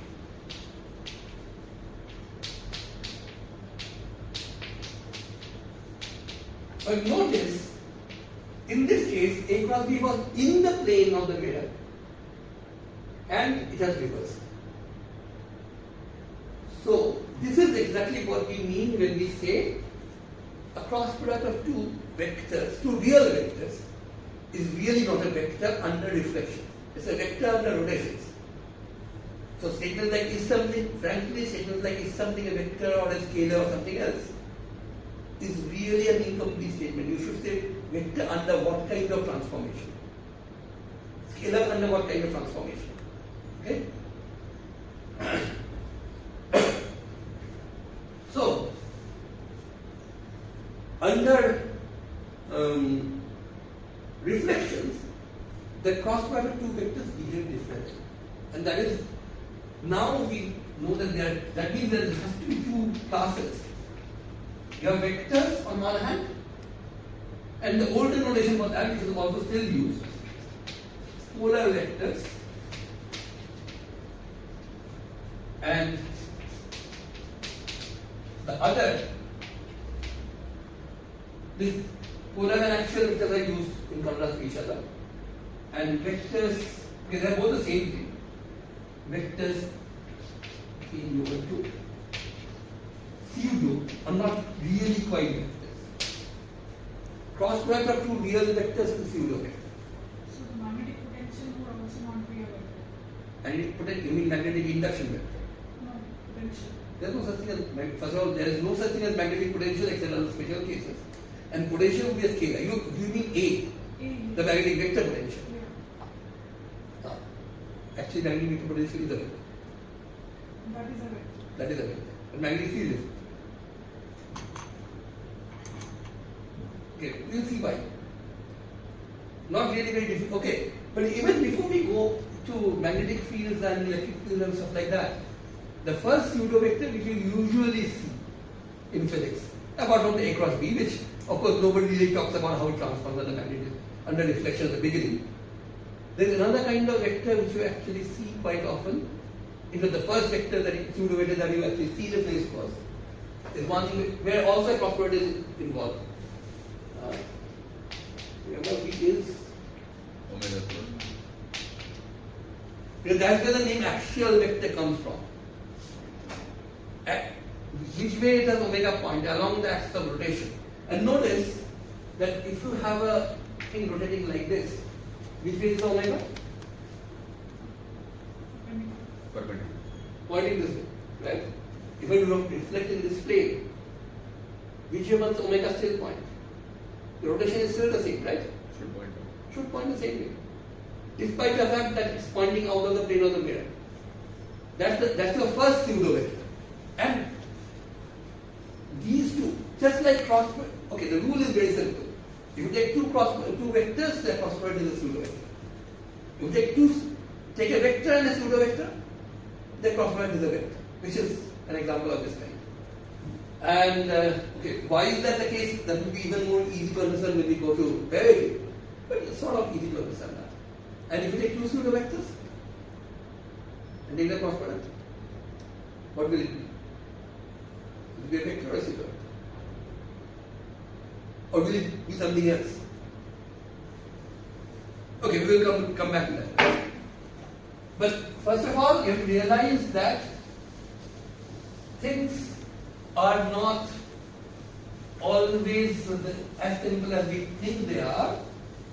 There are things called, which we have called vectors all our lives. So the gradient is pseudo gradient aside del operator. Right? No. Then what would you use? But you need del cross. Yeah, I'm doing the del cross E equal to Del cross? C. Del cross A, Del cross E is minus del V by del G. right? You just said a pseudo vector. Okay, sorry. So Well, see where the pseudo vector comes from. two vectors can produce a pseudo vector. Two vectors will produce a pseudo vector when you do a cross product. Cross product. Okay. So, although del is not exactly a vector, it's a vector value operator or something of that kind, Okay. but still, it's an operator. But Still, you're right. If you treat them as vectors, basically the question is how do they change when you reflect? They change like vectors. So these two are things which behave like vectors. Their cross product actually behaves like a pseudovector. Cross product of two vectors is always a pseudovector. Okay? So we will come back to this question in detail soon. Okay, how long do we have? Till 5? So there are some issues that we will cover soon, but let's talk about this, these two examples first. There is infinite line, uniform line charge, there is an infinite uniform current. Even angular momentum would be pseudovector. Angular momentum is a pseudovector. It is. There is no need to be no surprise. And pseudovectors are not that different from vectors, except that they differ drastically under their behavior, under reflection. They just behave opposite. Whatever vector would do, a pseudovector would do just the opposite. And the reason for that will be obvious once we talk of parity. But let's not go there right now. Let's talk about this case. First, forget that. How would you argue that this electric field here is radially outwards? Without using something like it is obvious, or think of some symmetry operation which will ensure. Okay, it will have to do something. Firstly, it will have to leave the charge the same, leave the point the same. Only then can you talk about the direction of the field at that point because of that. So, any such symmetry operation? Let's imagine this line is the line of charge and this point here is the point. What? Along, perpendicular to that. So I will take drop a perpendicular from this point to the line. In the plane. In the plane. If the point is not in the plane, which plane are you talking about? No, so the charge, the point is there, right? On the plane. The point is not, this is a 3D picture, so the point may not be in the plane. But it doesn't matter. Let's say this is your line, this is your point. Where would you, what would you do? Keep the point the same, you have to keep the point the same, keep the line the same. Otherwise, you can't really use the argument. So, what you are saying is, perhaps right. What are you saying? You have to see So if I join the point and the line and move line it. with what? With that axis. With this axis. With Radial. which axis? The Radial. axis is perpendicular to this line? Perpendicular. Has to be. Okay, fine. And So angle axis then will not- move it And along. Then move it along that perpendicular. move it along. So the point remains same and this line goes Yeah, but any rotation will not do 180 degree. 180 degree. Okay. About this axis, if you were to do a 180 degree rotation, the whole thing will turn, the top will go to the bottom. Okay? Right? And therefore, that's a symmetry, right? Because this is uniform, so you turn the whole thing around, you will not be able to tell the difference. Right? And therefore, the field must be the same. That's the simplest argument that you can come up with, and you're right, that's the simplest argument that will tell you that the magnetic field has to be radially outwards. Choose an axis which is in the radial, when I say radial, of course I mean radial is the wire. So straight out from the wire. Just take this axis, rotate to 180 degrees, charge same, point same, field has to stay the same, and rotation of course means that the vector will have to be along the axis of the rotation. Right? Okay, you convinced about that? But now suppose I am again being nasty and say you are not allowed to use rotations. Let's say you will use reflections only. By the way, that's okay, before you go there, the same argument you are trying to use here. Then it has to.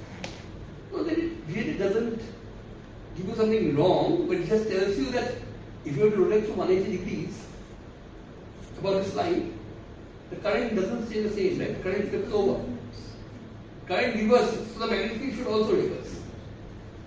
Actually, if you are rotating from 180 degrees and the vector reverses, then the vector has to be perpendicular to the axis of rotation.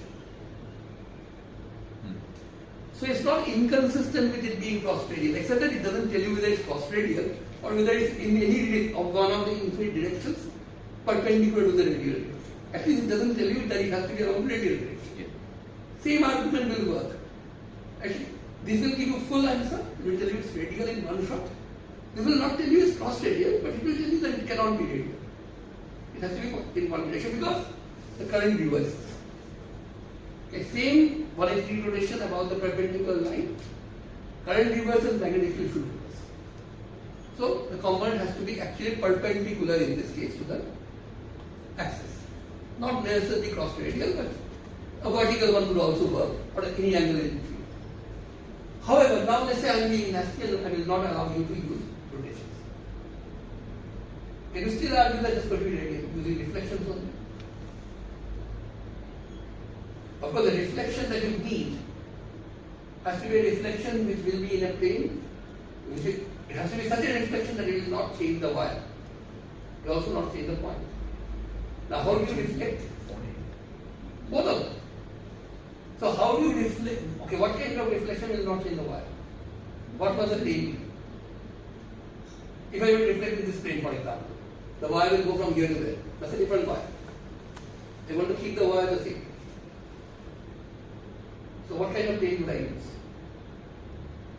One plane you can immediately see is the blackboard, right? That will keep the wire the same. But is that the only one? Okay, yeah, you can, but even before that, is this the only one? Okay, you are talking about different kind of reflection, a perpendicular reflection with this. But I am asking about a reflection like this. Is this the only plane? Any plane. Any plane which contains the wire will do. It's a straight. If it's a straight wire, there are actually infinitely many planes containing it. You could choose any one of them. So let's stick to that for the time being. We'll come back to your point soon. So this plane would do. This plane would do, this plane would do, but only one of those infinite planes will actually go through your point. Okay, so you use that. So let's, at the beginning, you know that the electric field could have three components: one radial outwards, one cross radial, and one vertical. Now, if I will rotate, reflect in this plane, charge stays the same, point stays the same, electric field has to stay the same. So what does that tell you about these three components? You are reflecting in this plane. So the vector has to be in the plane. So it tells you that this component, which would have reversed under this reflection, has to be there. So this reflection tells you that there is no cross radial component. Okay? Does not rule out this component, the vertical one, because that's also in the plane. So unlike your previous argument, which in one shot told you it has to be radial, this at least doesn't do that. But tells you that in any electric field has to be either radial or vertical or a combination of it. Cannot be perpendicular to this plane, so cannot be cross radial. Okay? And now let's come to the reflection you were talking about. That's also a symmetry. Now why is that a symmetry? A, because this plane is perpendicular to this wire. Also because the wire is infinitely long. The wire had been finite, then this reflection would have been symmetry only if it went to the center of the wire. But remember, I want a plane which is like this and it goes to my point, right? So I don't have the liberty to move the plane up and down. It goes to the center of this wire. Because this is an infinite wire, any such plane is effectively goes to the center. Or any point on the line is effectively the center. There's as much above as much below. So this reflection, what will it do?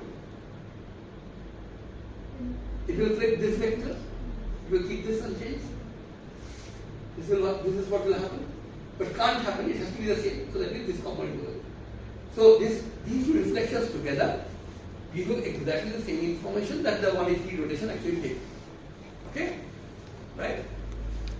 In fact, there is a reason why these two reflections together tell you exactly what your 180 rotation did. Because the 180 rotation actually can be obtained by doing these two reflections together. Two reflections successively is actually a rotation through the common axis of the two planes of reflection, through an angle double the angle between the two planes. This plane and this plane are 90 degrees to each other. You doing these two one after the other is actually a 180 rotation. So it's not a surprise that the 180 rotation tells you what these two will actually do. Okay? But now let's try to use it here. Here, first of all, this 180 rotation was not in the symmetry. Right? Not only that, this reflection is also not symmetric. Right? Because The current direction would reverse. But this reflection is a symmetry. Now what happens under this reflection? Magnetic field being a pseudovector, this is important. But what happens to it? For a pseudovector, the behavior is opposite that of a vector. So the component perpendicular to the plane that reverses. No, that's the one which does not reverse. It should have reversed, but it doesn't. No, it should have reversed if it had been a vector. Yeah. For a pseudovector, that's the one which does not reverse. These two components which are in the plane would actually reverse, so these two components would have to be here. So only one component cross-reflection. One reflection, there is that. Okay? Then of course you would say, okay, there is a rotation symmetry about this axis. So if I rotate, what will happen? This point will move to another point. But can it move to any point? No, sorry, it can only move in a circle around this point. So everywhere on the circle, the electric field should have to be a rotated version of, so whatever electric field, suppose one thing, the same story. You are here, you see the electric field here point outwards. I ask you to go out of the room, rotate. The electric field here at this point would be after the electric field here. But before and after I rotate, there should be no difference in the electric field. Because then you would have known that I have rotated. So whatever the electric field at that point was, must have been a rotated version of this electric field. In particular, must have the same length. So magnetic field everywhere on this line must be the same length, same value. Right? Rotations don't change length of vector. So when I rotate, whatever magnetic field I have here, not the same vector, but the same magnitude must be here. Right? So everywhere on this circle, the magnetic field should have the same magnitude. But not only that, you can also argue that the magnetic field, so for example, for the Gaussian, that will also work. Same argument will also work for this. If I rotate about this axis, a point here, moves here, moves here, moves here, everywhere the electric field has the same magnitude because of rotation symmetry. That's the second part of the argument that we use. But not only that, for the electric field we actually use the cylinder, right? And for that, we have to argue that not only is electric field saving magnitude all over this ring, it's actually saving magnitude all over the curved surface of the cylinder. But rotation will not move a point here up here, right? But there is a symmetry which is translation. This is an infinite wire. If you translate the thing, the wire will not change because it's infinite. So this point will move here. Let's say if you translate the whole thing up. So the electric field here and here must be translated versions of each other. In particular, translation doesn't change the length of the vector. So whatever magnitude you have down here, you must have up. So it's translation symmetry and rotational symmetry about the axis together, which ensures that everywhere on the surface of the cylinder you have the same magnitude. That is cross-radial. That you can argue either using this 180 rotation symmetry or the two reflection symmetries. For this, reflection symmetry will tell you it is, sorry, that was radial. Here, that is cross-radial. Reflection symmetry alone will tell you. Very identical symmetries but entirely different behavior because they are two different kinds of objects. One is a vector, the other is a pseudo-vector. Okay? And if you go and look at all the applications that you have of symmetries in Gauss law as well as, and think of, I would urge you to take a look at a book where all these, any all these symmetry-based calculations are done. Try to think about exactly why the symmetry arguments really work. What kind of symmetries are we really talking about? And also you would see that especially when you look at things like electric fields and magnetic fields side by side, you will see the effect of one being a pseudo-vector, the other being a vector. They are very different from each other. And difference comes in because of the difference in under differential. Okay, now, let's do a bit of mathematics and simple mathematics which will answer the question much more clearly as to things like what is a cross product of two pseudo-vectors, or things like y is a vector times a vector, a pseudo-vector. Much more simple. So just one Yes. small point. Yeah. So angular momentum is conserved under a symmetry, and that is only rotation. No, conserved means something else. Conserved and symmetry are related to each other, but a symmetry can lead to a conservation law. Well, that's a different thing altogether. When you say something is conserved, you mean it doesn't change with time. Okay, that's what conservation means, right? No, it doesn't change with time. It's a property for energy. No, it's also a property for no. If you do not have external torque, it doesn't. Conservation law everywhere means you say something is conserved. But there's a distinction between something being conserved and something being a constant. 2 is a constant, E is a constant, pi is a constant. They don't have any choice of being any other value. Opposite that, energy is conserved in the sense the value of the energy will depend on the initial conditions. In the initial condition, energy will change. But once you have done that, as time evolves, the energy of the system doesn't change. That's conservation. Conservation of angular momentum is also that. Of course, conditions are different. For angular momentum conservation, you need zero external torque. But if you have zero external torque, the value of the angular momentum will depend on how you set up your system. But once you set it up, after that the angular momentum will not change with time. Not changing with time is conservation. The way it behaves under reflection or rotation is not really directly related to conservation. In fact, conservation is related to, say, conservation angular momentum does depend on reflection, rotation, symmetry. But in a deeper way. We can discuss that later. Perhaps another theorem or the role of symmetry for conservation laws, that's directed. But when you say conserve, it doesn't mean it doesn't change under rotation or reflection. It means it doesn't change when time evolves. That's what conservation always means. Before and after, you get the same value. And here, before and after means in the sense of time evolving. Okay, let's come to something much simpler as far as mathematics is concerned. This operation of parity, which is simply R changing to minus R. Okay, so you can think of 3 axes, you have flipped all the 3 axes. X has changed to minus x, y has changed to minus y, z has changed to minus. Now, this operation, what is the connection between this and a reflection? Let's see. Suppose you were to reflect in the xy plane. If I point y, z, what is the reflection going to do? Does that point will have coordinates? I did not understand. What is that? You are reflecting this. Okay, this then is it's the XY plane. in the xy plane, there is the vertical zero. So what happens to xy z when you reflect? Look, xy minus z. Xy minus z. X and y don't change, z changes that. That's of course not the same as this. Here x, y and z all 3 change. But suppose I am going to rotate about the z axis through 180 degrees. What will happen to point x, y, z? What will happen? All of them become minus. Minus x minus y. Plus, right? Minus x, minus y, z. Okay, but after that, if I did a parity, I did this.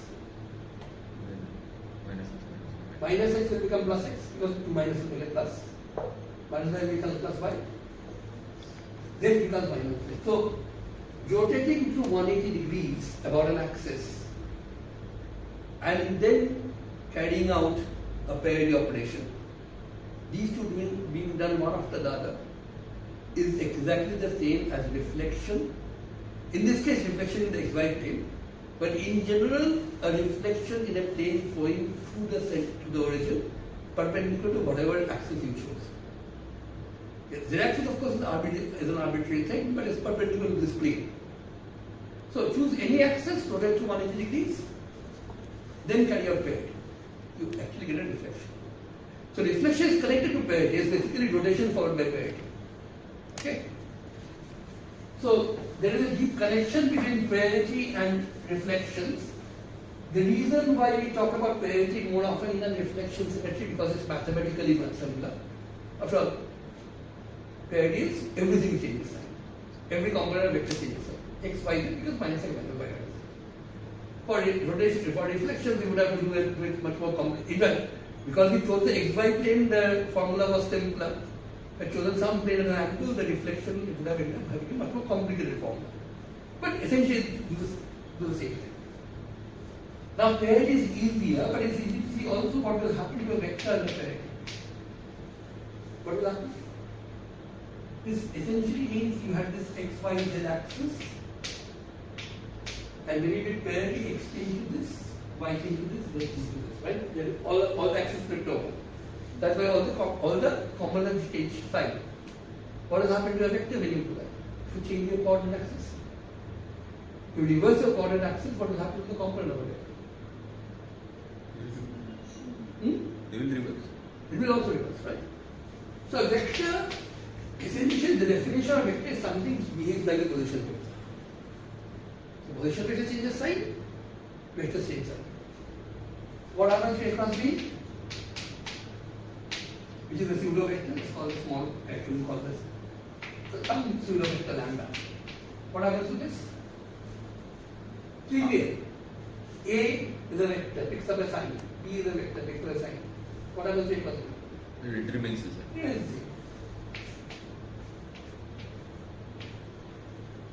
So, the simple distinction between vectors and pseudovectors, much simpler than thinking of which in plane or outer plane components.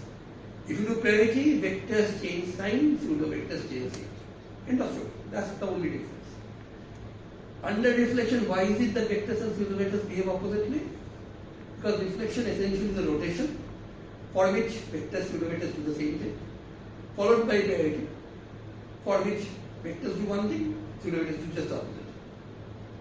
One, vectors change sign, pseudovectors don't. That's it.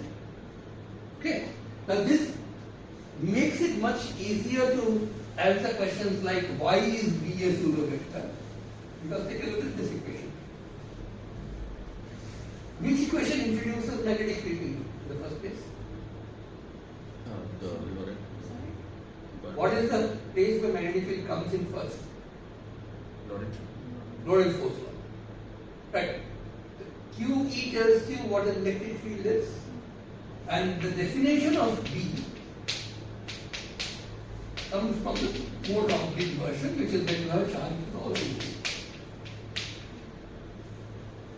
Now, here I demand that the laws of physics be parity symmetric. Not laws of physics, at least laws of electromagnetic. They reflect parity. All laws of physics as far as we know today, of course, any statement you make about laws of physics has to be really prefaced with as far as we know today. Or rotation symmetry. Rotation is a symmetry, universal symmetry of nature as far as we know. Reflections, well, at least for AM, we know that there are symmetries. But that means parity is also a symmetry. Parity after all is a reflection and rotation combined. So, what happens when you do parity with this? What happens to F? Is F a vector or pseudovector? F is a vector. How do you know? How do you know that force is a vector? Because acceleration is a Because position is a vector, dr dt, time doesn't change when you do parity, right? Only work on x, y, z. dr dt picks up minus sign, so it's a vector. dv dt picks up minus sign, so it's a vector. So m times that, m equals n, f is a vector. So changes sign. So under parity, so you are doing parity and asking what happens. This becomes minus 1. What happens to charge? charge remains. Okay. There's a formal name for that. You are really claiming the charge remains the same no matter whether you rotate or reflect. So what kind of an object is that? Something which doesn't change when you rotate or reflect. What is the name for such an object?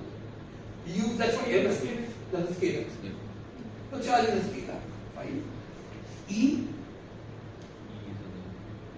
Well, the whole point is if reflection and or parity is the symmetry of electromagnetism, then all laws of electromagnetism should be what is called parity. Covariant. Covariant means if I have an equation, you have A equal to B. But when you do some transformation, A might very well change. If neither A nor B changes, the equation is still valid before and after. You say that the equation is invariant. Nothing has changed. But you can also use the term covariant to mean physically the same thing, in the sense that both sides have changed, but they have covariant. They have changed the same way. In this case, the left hand side picks up a minus sign. The right hand side, if it's to be covariant, must also pick up a minus sign. So this is Q, doesn't change. This E had better pick up a minus sign, otherwise the overall equation will not pick up a minus sign. What about this? This term you have Q. What happens to B? B is a vector. Picks up a minus sign. Not only just change it, There's only two changes possible, either plus or minus. B does not change. And B cannot change, because if B had changed, then this equation would not have been the same before and after the parity. It would not have been covariant. To ensure that the Lorentz-Fourier law is covariant under parity, B would have to stay unchanged under parity, which means B would have to be a pseudo-vector. B cannot be a vector. E has to be a vector. Right? Yeah? Okay, so that just tells you by definition that B has to be a pseudo-vector. What about the laws? So can you once again please explain why E has to be a vector? Minus Q and F has vector minus E sign. is one term. F is negative, so QE has So to the be whole negative. thing has to become negative, right? Q So is this a has to fixed become term. negative. So when you have the sum, in fact, if one term had changed sign, the other term had not, then before and after the equations would have been different. You wouldn't have had a symmetry. Equation has to be covariant. Left hand side has to become minus sign, right hand side would have to become minus sign. So E would have to become a minus sign because QE would have to become minus sign. Here, B already has a minus sign because it's a vector. So B has to stay the same. B cannot become a minus sign. If B were a vector, then this equation would not have been parity covariant. Okay? Right? Now let's look at the basic laws. Now you all know what the basic laws are. Right? One of them is this. Is this parity covariant? What happens to rho when you apply parity? Rho is charge density. Stays the same. Epsilon of course is a constant, is a parameter. Left hand, right hand side stays the same. On the left you have E which takes a minus sign. Del which also takes a minus sign. Right? X, Y, Z picks up minus sign, so partial derivatives pick up minus signs. Which is why we say del is a clear vector. Essentially it is the same as vector. So this is the covariant equation. If B equal to 0, what happens to this? Here the left hand side picks up a minus sign. If del doesn't change, del changes sign, B doesn't change. Left hand side picks up minus sign. It's still covariant because you don't care whether you have a minus sign or not. Okay. What this does tell you is one thing. If you had magnetic charge, magnetic monopole, then you would have source terms in this equation. Just like you have an electric charge density causing electric field, you would have had magnetic charge density causing magnetic field. We don't have that because so far as we know, we don't have magnetic monopoles. But if you have, it might very well be there, then this equation would have been modified by putting a magnetic monopole charge density on this side multiplied by a constant. But this tells you that if this equation is parity covariant, then the magnetic monopole charge density would have to be a pseudo-scalar. Something which changes sign when you apply parity. In fact, the simplest example, or you have all known examples of pseudo-scalars the moment you learned about vector dot and cross products. Because, what's the simplest scalar you can produce from vectors? One, that's the dot product, right? From two vectors. From three? A dot B plus C. A dot B plus C. What kind of object is it? What happens when you do parity? It's called a scalar because when you rotate the whole thing, A dot B plus C doesn't change. But when you do parity, what happens? If A, B and C are all three are vectors, they will pick up three minus signs. Three minuses make a minus. Right? So the logic becomes very clear using parity because it's just minus and plus. So scalar triple product of three actual vectors is the pseudo-scalar. It's not a scalar.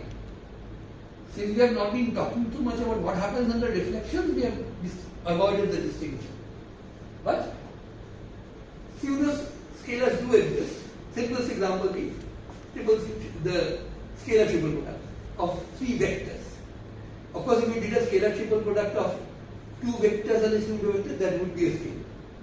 A vector and two pseudo-vectors, again a pseudo-scalar. Now, if you had non-zero term here, that would have to change sign.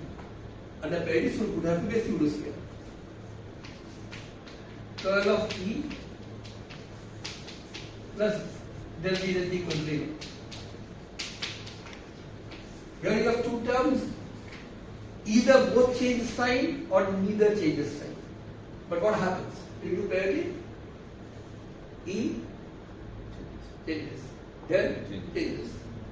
So cross product will is more, not even, you don't have to worry about cross product. There's two vectors to get in the product has to stay the same, right? Two minuses, one from here, one from here.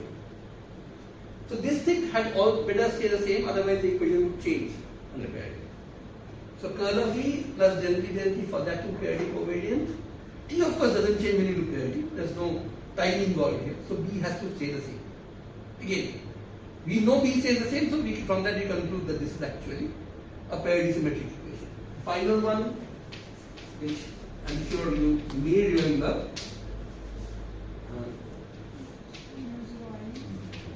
G, and curl. Mu 0 epsilon 0, very gently, in that cube at least. Now let's look at its parity behavior. What happens on the left hand side?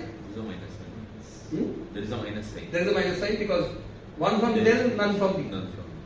On the right, J is a vector because it talks about the way in which charges flow, right? So it changes sign. Changes sign.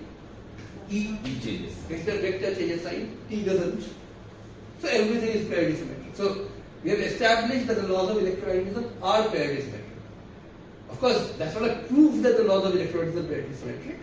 Because after all, if you had a law like this, you had a rho m, and this rho m were a scalar, then parity symmetry would be violated by electromagnetism. So far as we know today, the known laws of electromagnetism are all parity symmetric. Okay? So all the arguments that we used so far using parity symmetry for electromagnetism works fine. Okay? Yeah, I'm almost out of time. So, but okay, let me just ask you one thing. You were saying something like why did it be on minus sign? And because Q is a scalar, you have to have covariance. And who told you this Q is a scalar?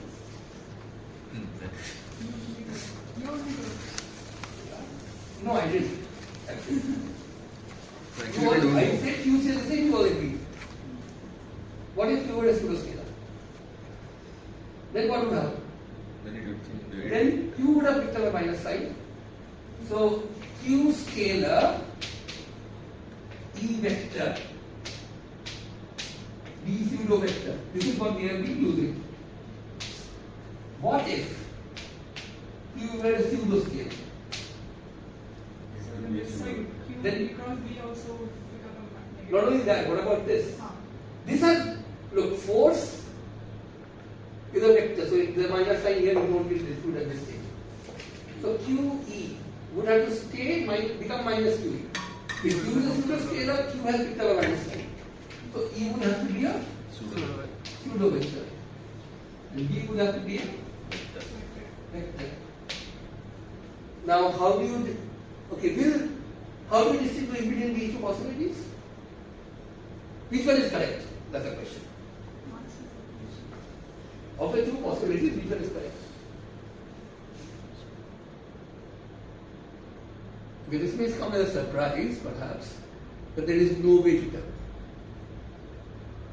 There is absolutely no way to tell which one of these two are correct because both of them are completely equivalent as far as the predictions are concerned. But del dot B is 0. So Okay, del dot B is 0. 0 doesn't really change anything, right? Del dot B is 0, B were a vector.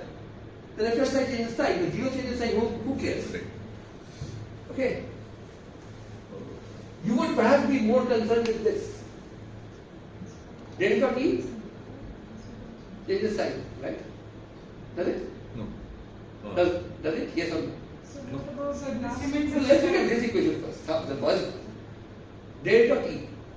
Does it change sign? Yes or no? If E were a pseudo vector, Yes. then no. Does it? Yeah. You're right. It changes. E says plus, del makes minus, so get a minus sign. Does the right hand side pick up a minus sign? No. Of course it does. If charge is a pseudoscalar, which is Charge is a pseudoscalar. then rho would have to be a pseudoscalar. Yes. The whole thing together has to be consistent. For example, here, Right. look at this last Right. equation. Sir. Curl of B. B is a vector. B changes sign. There's a sign, so plus. What happens with J? J is the flow of a pseudo-scalar quantity. That would actually not be a vector, that would be a pseudo-vector. So you will see the same. Okay. Now you might say something much more drastic, much more elementary than this. Something like what we have already argued. Infinite wire carried charge. Now the field due to this is radial. Is that under dispute? That is something you can easily check by experiments, right? Then put a charge here and see which way it goes. No matter what kind of arguments you do, nothing can trump experiments. And your previous version, which had Q as a scalar, that allowed us to argue that the field here has to be radial. If the field here is a radial quantity, then if I put a charge here, then what will the charge do? Move on. So that must be correct no matter which of these two versions. If these two versions are truly indistinguishable, then they both would have to tell me that the field at this point would have to be radial. Do they? Here you have E, which is no longer a vector, it's a pseudo-vector. So imagine, I have taken this point. Field on the, let's start from the beginning, the field could have these three components. I take this mirror.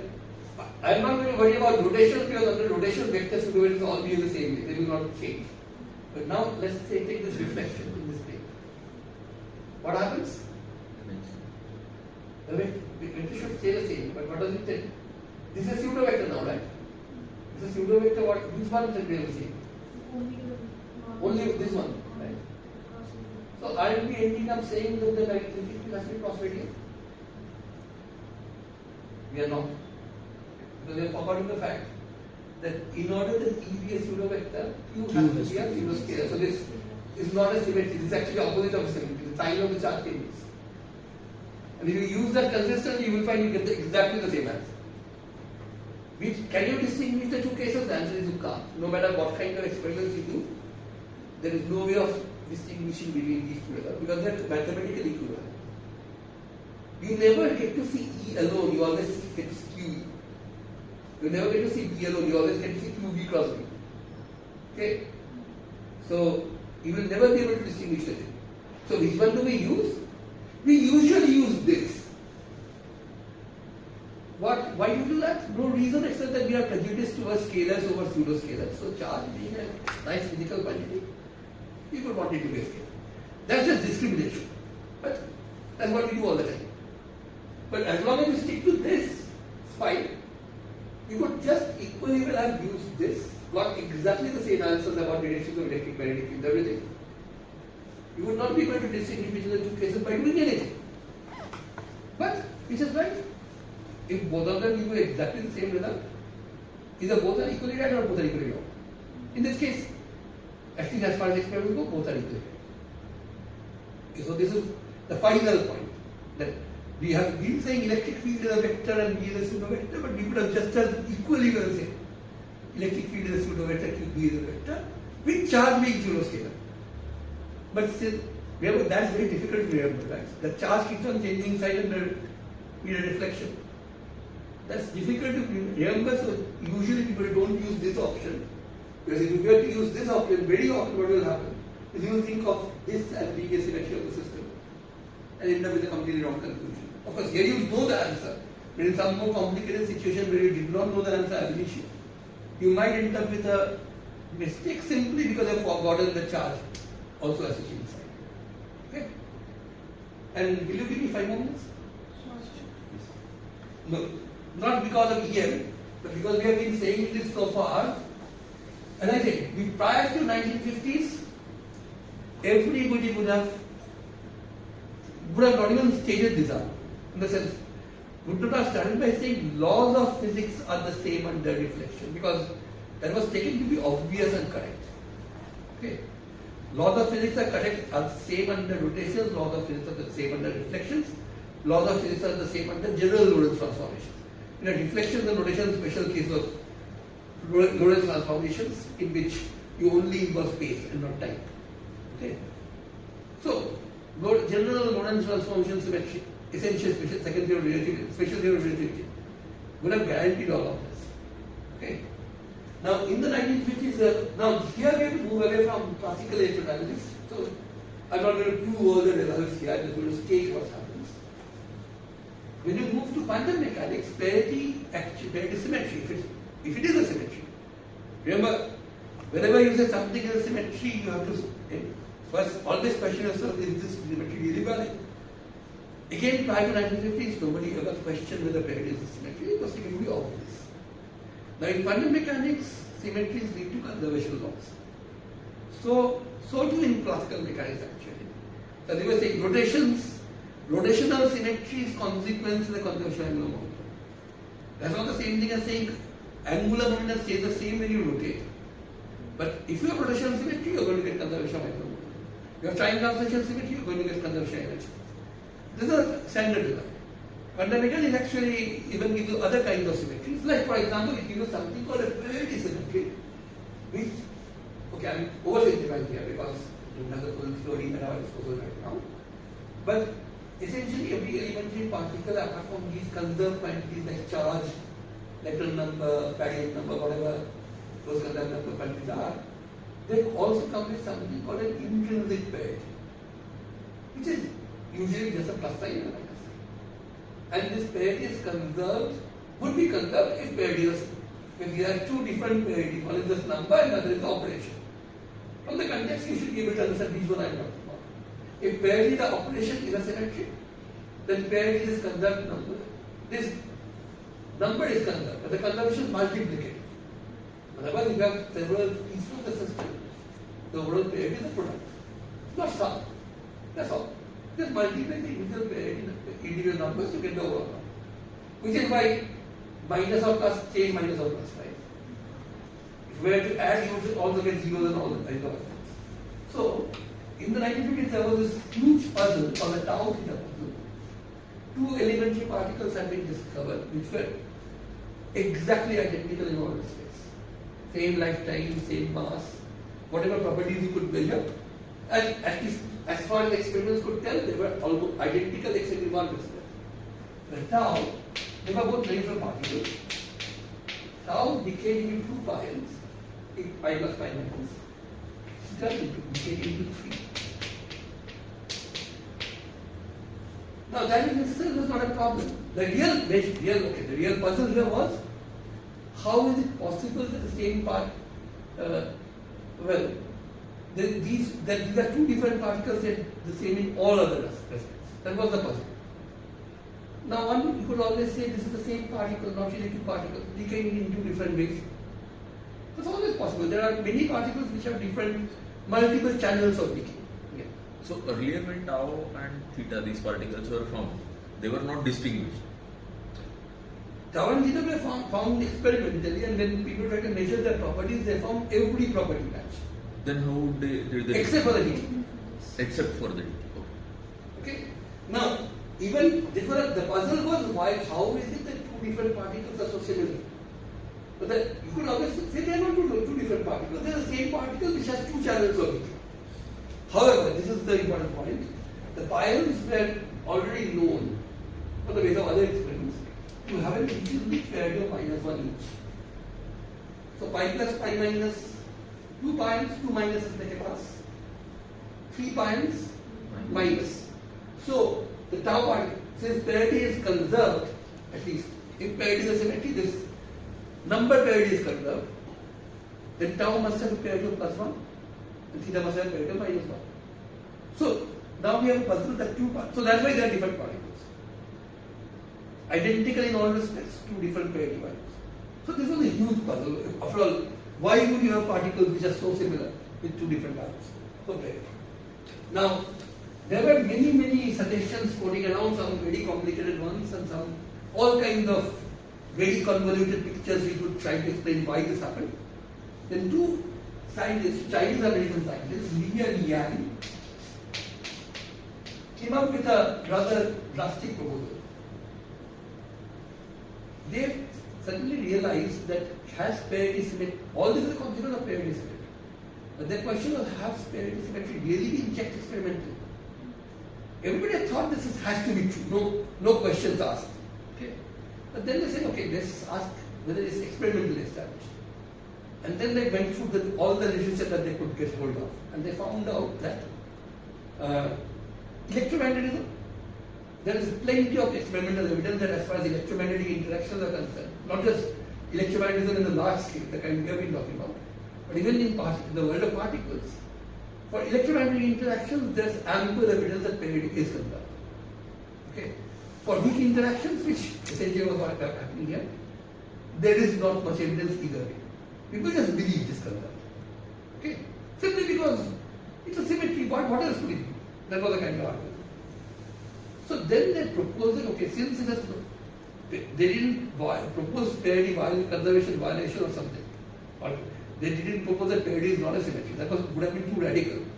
They just proposed that these are not been experimentally tested well enough. So it's a possibility that parity symmetry could be violated. And it should be experimentally tested.